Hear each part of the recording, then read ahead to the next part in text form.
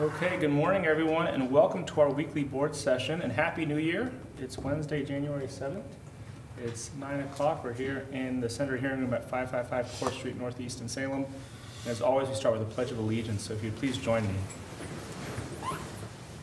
I pledge allegiance to the flag of the United States of America and to the republic for which it stands, one nation, under God, indivisible, with liberty and justice for all. Okay, I don't have anyone signed up for public comment, so we're going to jump right into our consent agenda. Whose turn is it? Well, I haven't done it for a year, so maybe I should All start. right. Way to volunteer, Commissioner. Yeah, I'm Bethel. happy to do it. I always feel the pressure when it's my time of the year from Jan. All right, Mr. Chair, I move to approve the consent agenda under Board of Commissioners OLCC licenses. Recommend approval. Approve an order recommending the renewal of Oregon Liquor Control Commission licenses as referenced in Exhibit A. Under Finance, approve a quitclaim deed for the private sale and transfer of ownership of a tax foreclosed property for tax account 540010 for Marion County to grantees April F. and Thomas Newton, trustees of the April and Thomas Newton Living Trust. And under Public Works, receive notice of the hearings officer's decision approving petition case number 25-017D and JF Vineyards LLC. I'll second the motion. We have a motion and a second. Is there any further discussion? Seeing none, all those in favor signify by saying aye. Aye. Aye. Aye, the motion passes. Okay, next up, we have Brian, Ryan, and Matt. Wow, this is the all-star team here.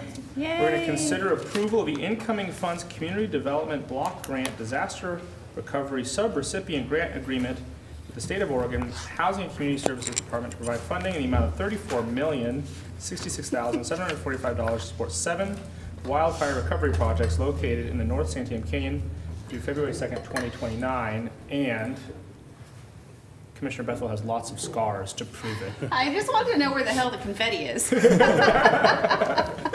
it show up. Welcome, gentlemen. Well, good morning, Commissioners. Happy New Year. It's great to start off with the first board session with really good news. This has been something we've been working on for really... Oh, can you please introduce yourself for the Oh, record? yeah, thank you. It's a new year. Sorry, We I'm gotta really get back to excited the to be swing here. of things. Matt Lawyer, County Operations Manager for the Board of Commissioners. So we started this project back in 2023 when the PEER program was created. And PEER is the Planning, Infrastructure, and Economic Revitalization Program through the CDBG-DR program from Department of Housing and Urban Development that was given to the Oregon Housing and Community Services Agency. Prior to the official public hearing for the PEER project in June 2025, Commissioner Willis and Commissioner Bethel led 3 PEER committee work group meetings to take in information from the communities that helped inform this project list. This work is comprised of 10 town halls that began going back as early as 2021 all the way through 2022, where the commissioners and various community leaders were able to take in information from the communities to help inform what I think is a very well-informed and well-developed project list. Our committee members over the course of this project have been Commissioner Willis, Commissioner Bethel from Marion County, Commissioner Will Tucker from Lynn County, Mayor Kirsch from the city of Mill City, Mayor Jim Trett from the city of Detroit, Tracy Archer represented the city of Gates. She's the city recorder. The former executive director of the Mid-Willamette Valley Council of Governments, Scott Dadson, was our community and economic development representative. Then Kevin Dial was our representative from the long-term recovery group. I think it's really important to point out we have some amazing technical staff that have helped bring together this process. Brian Nicholas led the team that consisted of Ryan Cruther, Sige, Wolde-Georges. I had it. I actually wrote it down. Wolde-Georges, Kevin Thompson, and then I think it'd be remiss to not shout out Chris Einmo, who put in a tremendous amount of work. He's no longer with us, but I think his name deserves to be brought Just up. because he moved to Arizona. That's right. Still walking the earth. That's right.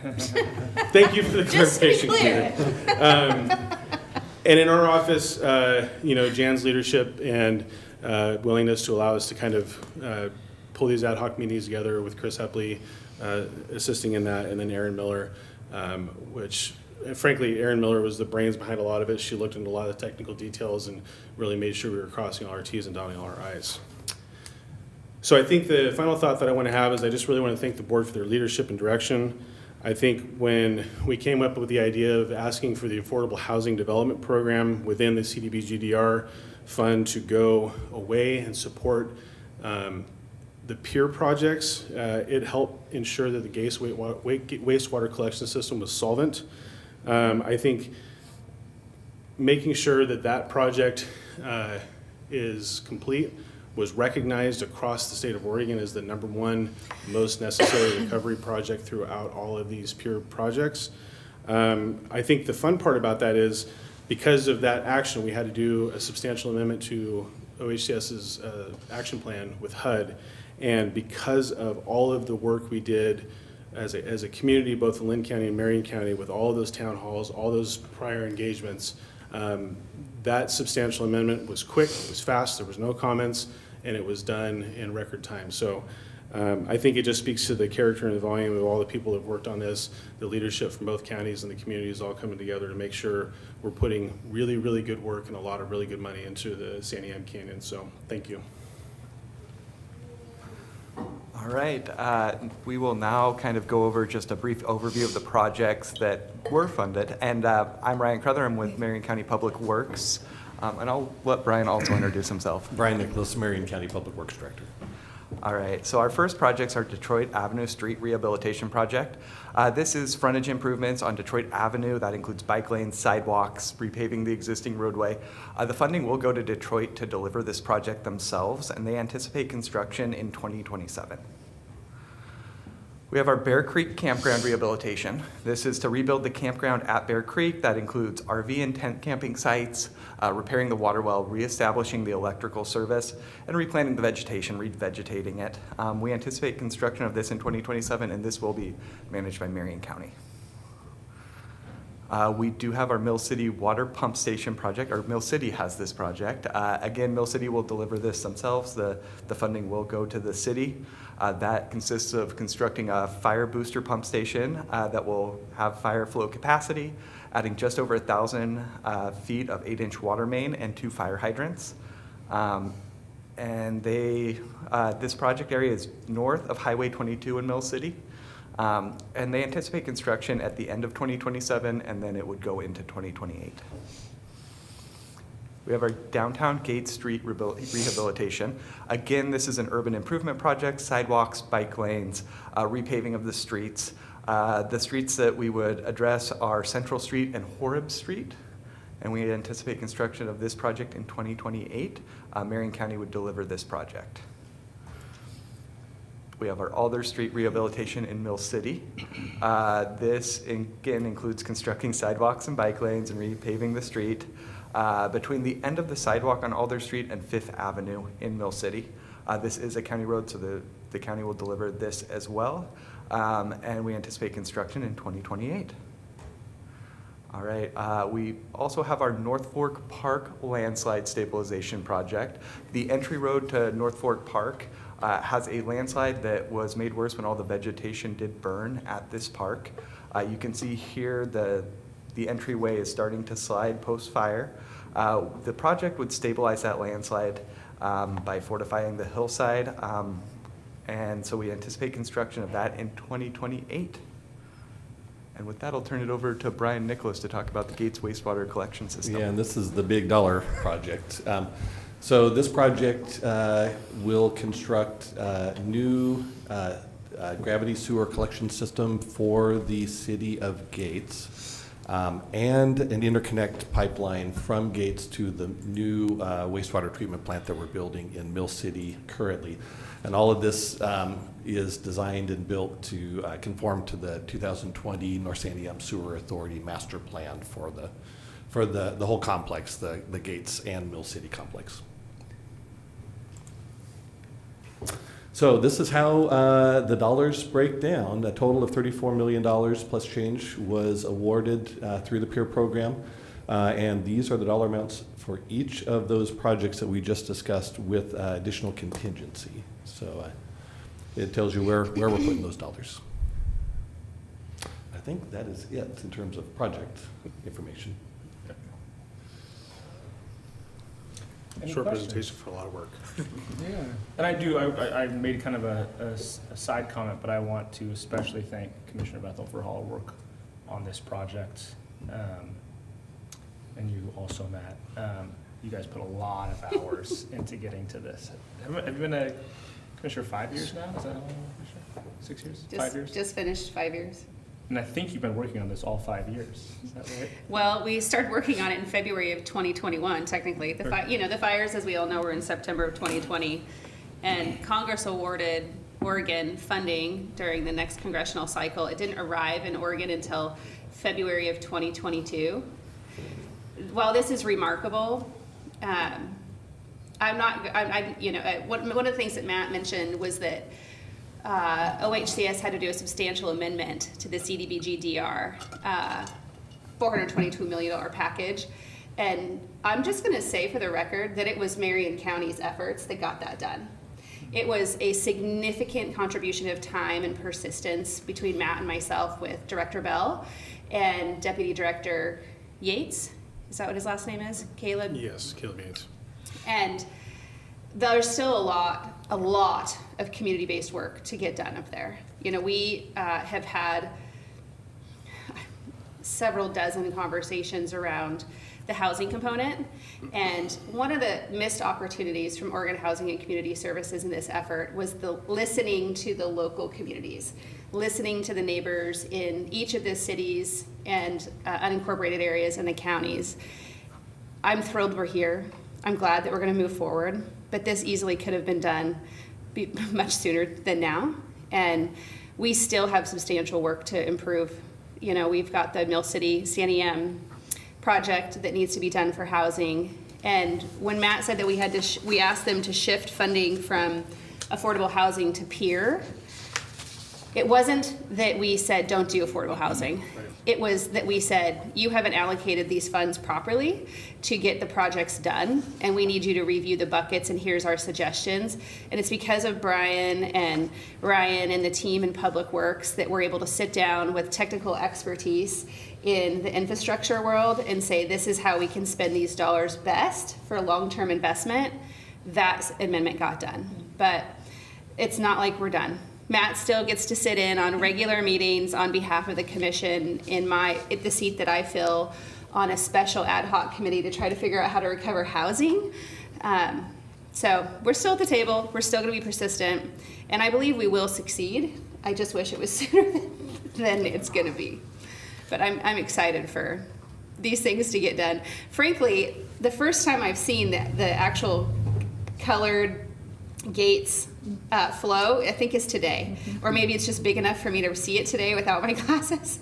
But it really brought joy to my heart to see that finally people are going to be able to, flush into a system that's going to be able to connect to another system. And we're going to have protection of waterways and soil systems. And also, I think some ease of access for folks, especially as the communities grow. Because managing a septic system up on top of the 3-basin system is difficult. So this is only going to improve the lives up there. Yeah, thanks, Commissioner. I think this is amazing, this one grant, $34 million, but I was just writing down a few notes here. We got $34 million, $50 million from the legislature for water and sewer system up in the canyon, another $63 million in ARPA money. You just add those up, and I know there's more money there, but that's almost $150 million in projects that this team that I'm looking at is managing over the last 4 or 5 years and into the next 2 or 3 years to get all this work done. And I think that's really important for the citizens of Marion County to understand how efficient, I know it takes a long time to get these things done, but how efficient that this team is that is managing these projects. I'm really proud of being a commissioner that has people that are doing these types of things. But I will also say this, that a lot of this work was done even before the fire hit us, before these tragedies hit us, that Danielle Gonzalez for the sewer system and the time and effort. And I think one of the things that is difficult being a person from a business, small business that, you know, had 104 employees, and you could just, you know, change things in a matter of a few days and move. One of the things that's amazing is that as you start to have a vision for the people, and they have a vision for themselves, and that was driven by those canyon residents that served for many years with Danielle, getting things ready. And you never know, as long as you move forward, when something might break loose. And you know, I was talking to some citizens in Detroit, and they were saying, well, when would we ever get a sewer system? And I said, well, we don't have the money, right, to do it up here. But there has been some changes, the three basin rule that would help make that potentially happen. But just doing that work when you have the ability and you have the talent, sometimes it's not just the money, it's the people resources that we have that are doing all these things. And then something happens where the money becomes available, the resources that you need become available, and you move because you're ready for it versus just sitting back. So I just want to compliment not only the people that are sitting in front of me that are driving all these projects, and many more that aren't sitting here, but the people that came before you that actually, you know, prepared the way to have some of these things happen. Where I know the 150 million is short of what we're really working on, but I wrote down the water system in Brooks, the radio system in the canyon, the alert system in the canyon that we're working on, the sewer system for Mill City and Gates, the ERP that we have going in this building, and the staff that's working on that all the time to make sure that's done right. Just really want to say thank you to every employee in Marion County and to the citizens that have helped us get to this point where we're taking this 34 million and adding it to a lot of other things that we've already done. And yes, thank you for hammering people to get this done. I remember sitting at the Gates Community Church. And Me too. And there was people, the first meeting, I don't know, it was right shortly after the fires, and the people were there from the OHCS, I never know their, yeah, that's the right. Mm-hmm. Oregon Housing Community Services. Mm-hmm. Well, and they said they had this 420 million. And I remember sitting there with CPI, with the power company up there, and they were saying, okay, we can get some of this money to help underground and do all this stuff. And here it is, 5 years later? Yeah. Is it? Well, almost. Brutal, yeah. 4.5 years later, that the money is just now being allocated, and we're approving these funds. So I know it should move faster, but we just got to keep at it all the time. So thank you very much for your service and those that have helped us get to this point. And it is true that without your advocacy, this wouldn't have come out the way that it did. So I in this job, you know, some of the good things that happen for our community would happen without us. You know, that we have good public servants that work for the county, and they do their jobs, they do a great job. But every once in a while, commissioners matter. And this was a situation where Commissioner Bethel, you really mattered, and you made a difference here. And I love how, like, not celebratory you are. How you're like, yeah, I got $34 million, but I'm pissed I didn't get the rest of it. And I can't wait to keep going and fighting for more. I love that attitude that you have. Hard to be. I am grateful. I am. You know, as I was listening to Commissioner Cameron talk about the local participation, bringing the community members forward, the members of Detroit, Gates, and Mill City, to talk through the list. Because what we haven't talked about today, and we haven't talked about in a while, is the actual spreadsheet of actual need, which I don't remember the value, but it is billions of dollars in infrastructure needs. And this commission asked those communities, through the leadership of our public works team that jumped into action post-fire to help them where they didn't have the resources, the people power, the technical expertise to determine what the real damage was. So when we talk about, like, Matt and I and now Lieutenant Wilkinson went on a journey to find a bridge.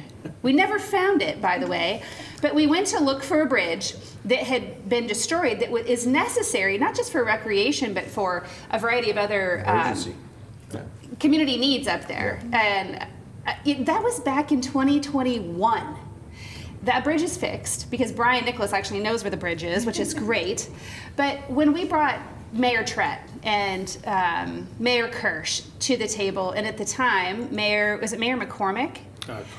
Carmichael, in the very beginning, to say, your towns have been destroyed, what do you need? We did compile a list, and at some point we should review that list and publicize that list to talk about the fact that there are still substantial infrastructure needs in addition to the houses that need to be recovered up there.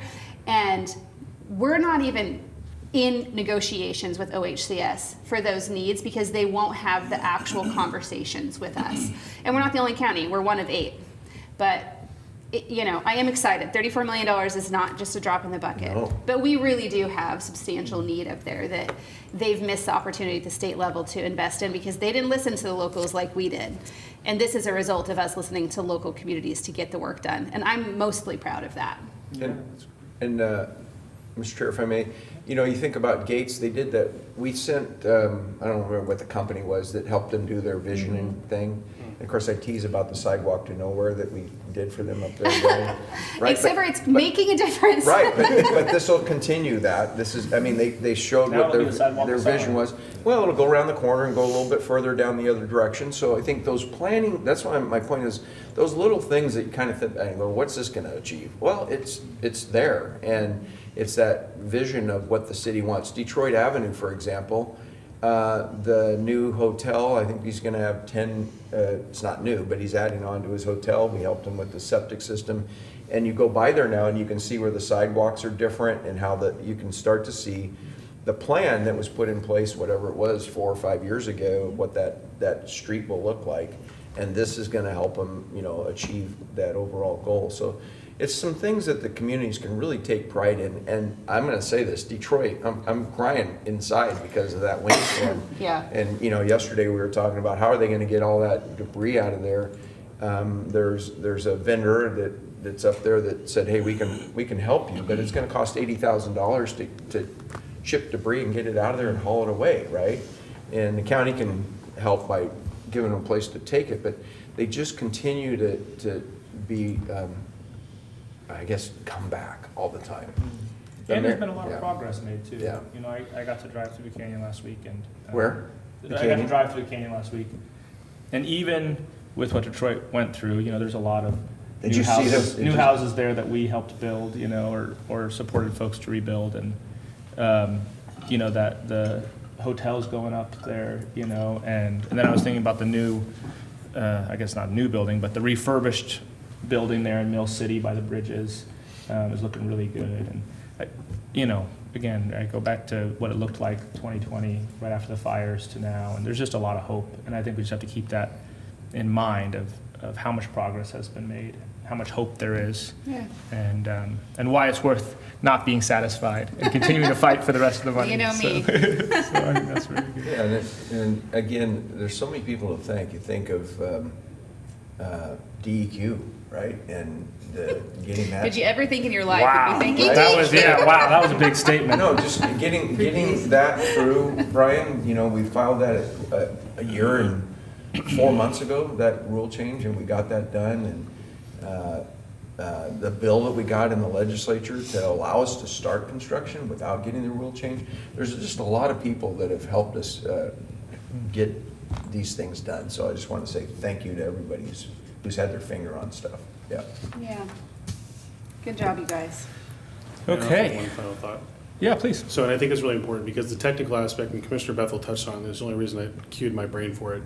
The affordable housing thing, I think, was originally developed to build affordable housing. And I think that why we were successful is because we had the technical expertise to go into OHCS and say, look, you can't build gates back, period, because the lots are so small and the setbacks just simply won't work for the septic systems to be able to put these houses back on. Not to mention the fact that most of these lots that might be able to accommodate a duplex or a triplex can never do it because they can't accommodate the septic. And so the rational nexus there existed because frankly, there's no recovery period without this Infrastructure. system going in play. And I think that because and I say we, and really it's Brian and his team were able to articulate that so well to a technical level that HCS went, oh, that makes a lot of sense. And so their environmental team was really helpful in kind of helping shape that question.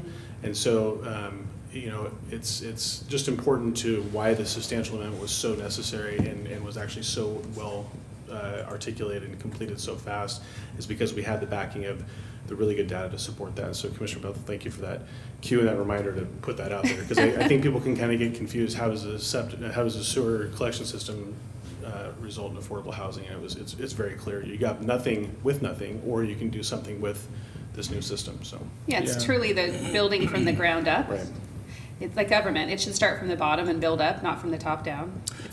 I remember having a conversation with Governor Kotek actually right when she got sworn in as governor. Right. And we had this conversation. She was asking me, we were talking about housing, and I brought up infrastructure. And I think a lot of folks, even folks who have served a long time, don't understand how infrastructure starved so many of our communities are. Because like without the infrastructure, like you literally can't build anything. Right. And it's so expensive. It's so expensive to build these sewer systems and these water systems and everything. And so I think she heard that. Obviously, there's a lot. I do not want to take credit for that conversation, but it was a good conversation. I do think there's this sort of growing awareness of how infrastructure starved communities are in Oregon, and if we want more housing, we have to address that. Right. Yeah. Well, thank you all. Okay. Commissioner Cameron, do you want to make the motion? I will, be happy to. Mr. Chair, I move that we approve the incoming funds community development block grant disaster recovery subrecipient grant agreement with the State of Oregon Housing and Community Services Department to provide funding in the amount of $34,066,745 to support 7 wildfire recovery projects located in the North St. Anne Canyon through February 2nd, 2029. I'll second the motion. We have a motion and a second. Is there any further discussion? Seeing none, all those in favor signify by saying aye. Aye. Aye. Aye, the motion passes. Thank you, gentlemen. Appreciate it. Okay, and Brian, you're staying, I think. At least your name's still here. We're going to consider approval of the construction contract with Colton Homes Incorporated, DBA Colton Construction, the amount of $2,087,000 to provide construction and site improvements at 7 new and existing public safety radio communication sites through July 31st, 2026. So Colton Homes can do more than just homes, evidently. Yes. They started out as Colton Construction, but have branched out into commercial and institutional work, so. Okay. Yep. All right. Good morning, Brian Nicholas, Marion County Public Works Director. And I have the next in a long string of contracts that we have been executing for delivery of the new countywide radio system. This one with Colton Construction for site civil improvements at 7 of our radio sites. So I presented this map before. This kind of gives you an orientation on what this project is all about. We're in the process of constructing a 5-channel, 700 megahertz P25 trunked radio system that will serve, it will be ostensibly replacing the sheriff's existing VHF radio system and Public Works' quaint little UHF system with a more robust countywide system that will have the capacity to really serve all the first responder agencies in the county. So this is a map of the new radio broadcast sites that are part of the new radio system. 7 of those sites either will receive a new radio tower, a new radio equipment shelter, or both. And of those sites, these are the 7. You'll notice that a little site called Metcom 911 popped up. That's because it is a microwave connectivity site. So we're connecting to the Metcom 911 dispatch center there. It's not actually a radio broadcast site. That's why it doesn't appear here. These are our 14 radio broadcast sites. So 6 of those radio broadcast sites will receive new towers and shelters, and then the Metcom site will receive a new shelter, all under this contract. 3 of those sites are greenfield sites, so they're brand new radio sites filling in coverage gaps that exist with our existing radio systems. Those are on Crooked Finger Road, Macaulay Mountain, and the site we're calling APW. That's located on Weyerhaeuser land, and it sits right on the ridge overlooking Highway 22. Both Highway 20, you can actually see both Highway 22 and the Little North Fork River Canyon. So plays an important infill role on the whole system. And then the other 3 sites, Prospect, Whipper, and House Mountain, those are existing radio sites, but they will receive new radio towers. What's there either isn't seismically resilient, they're not tall enough to get the coverage we need, or they have some other structural deficiencies. So. All right, so here's what we're building under this contract, or what Colton Construction will be building. Constructing new radio towers at 3 of those sites. I guess I already mentioned some of this. We'll be constructing 3 new greenfield radio sites, so that's not just towers, but new radio equipment shelters and backup power generators, that kind of stuff. 1 new radio equipment shelter, that's the one at the Metcom site. And then we have 2 remote sites that do not have commercial power. Those are the House Mountain and APW sites. So currently House Mountain runs entirely off of a propane generator. We have a primary and a backup, and then a battery storage system. So the generator doesn't run continuously 24 hours a day, but it does run a fair amount to keep those batteries charged. So we've gotten a grant from the Oregon Department of Energy to pay for one of those photovoltaic arrays, the one at House Mountain. And really what they'll do is they'll reduce our cost of operation a little bit. They'll save on fuel and some generator wear and tear, that sort of thing. But it will, it'll truly reduce the amount of emissions, fuel emissions that those sites are going to be releasing to operate. All right. And here's the rundown. It's a pretty simple contract. Colton, we issued the RFP in the summer of last year. We actually had quite a number of questions along the way, so we opened bids in November. Colton Construction was the responsive low bidder with a bid of $2,087,000. And the contract completion date currently is July 31st. That is a really quick, really fast timeline. And so what I'll say is we pre-purchased all of the long lead equipment items. So we've already pre-purchased the 6 radio towers. We pre-purchased let's see, I think it's 4 or 5 radio equipment shelters plus 2 generator shelters from Shelter 1. Those are typically take 8, 9, 10 months to fabricate and deliver. And then almost all these sites are receiving new backup power generators. We've really relied on just not fully commercial grade, not industrial grade generators, which means that in the past, every 3 years or so, we have to swap out generators because their run time just racks up so quickly. We're replacing those with true industrial generators that we should get a good 8 or 10 years out of. So good run life on those.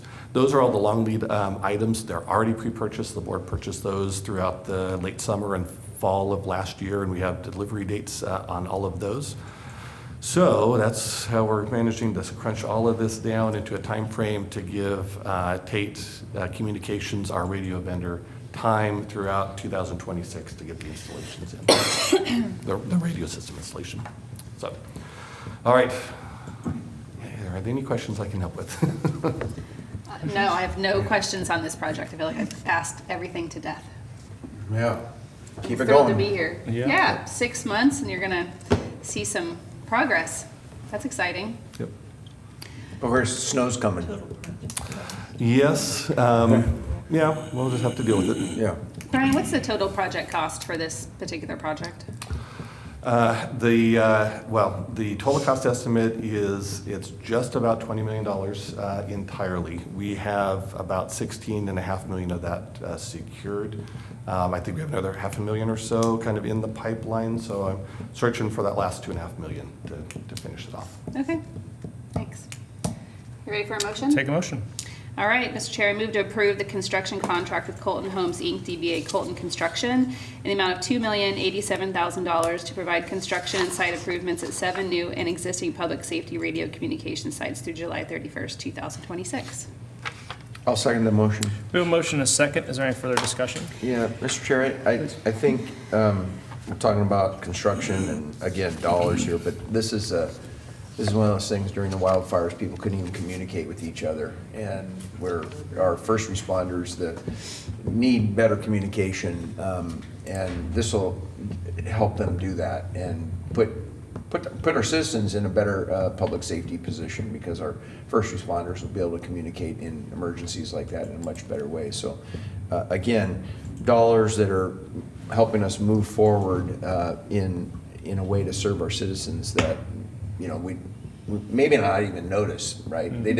They didn't maybe know about what happened during the fire, Sure. but this will be one of those things that'll help them, help our first responders, including Public Works, communicate with, you know, disasters and sheriffs and those types of things. So, thank you. Yeah. I just want to say that one of the things we didn't really talk about, that we don't talk about this project a ton in this space. We do spend a lot of time upstairs. I think we feel like we've talked about this every single month. Mm-hmm. The commission's been involved, obviously, because it's a short project and it's really expensive, but so is Sheriff Hunter. He's been instrumental with Brian as a teammate to this project, but also just reflecting on the work that we do as a commission. Commissioner Willis, and the time that you've spent in the community with chiefs